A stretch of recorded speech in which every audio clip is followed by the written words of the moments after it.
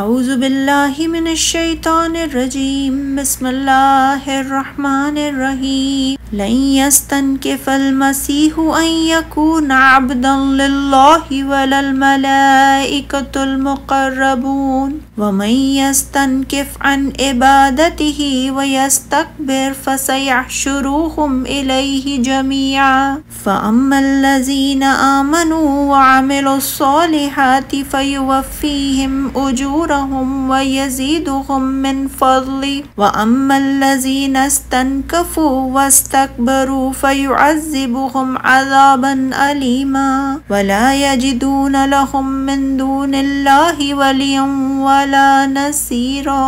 مسیح عیسیٰ ابن مریم کو اللہ کا بندہ ہونے میں کوئی عار نہیں اور نہ مقرب فرشتوں کو عار ہے،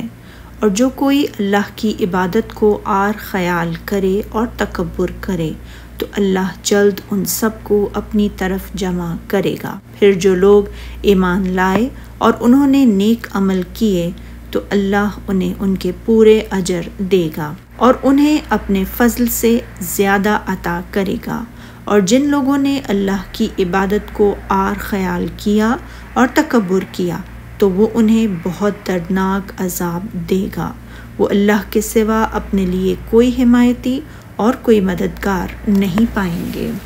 اللہ تعالیٰ نے فرمایا، اور جو شخص اللہ کا بندہ ہونے کو موجب عار سمجھے اور سرکشی کرے تو اللہ سب کو اپنے پاس جمع کر لے گا، یعنی ان سب کو قیامت کے دن اپنے پاس جمع کرے گا اور ان کے بارے میں بمبنی بر عدل اور انصاف فیصلہ فرمائے گا۔ اسی لیے فرمایا، یعنی ان کے اعمال صالح کے مطابق انہیں نہ صرف پورا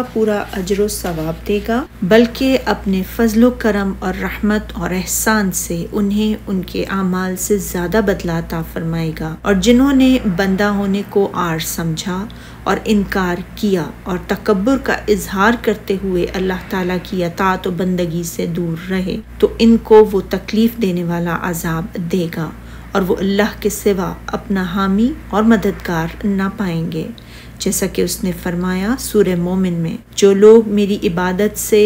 از راہ تکبر خود سری کرتے ہیں ان قریب جہنم میں ذلیل ہو کر داخل ہوں گے۔ مطلب یہ کہ دنیا میں یہ جس طرح اللہ تعالیٰ کی اطاعت اور بندگی سے خود سری اور تکبر و غرور کا اظہار کرتے تھے، اب اسی طرح حقیر و ذلیل اور رسوا ہو کر جہنم رسید ہوں گے۔ سبحانک اللہم و بحمدک اشہد ان لا الہ الا انت استغفرک و اتوب الیک۔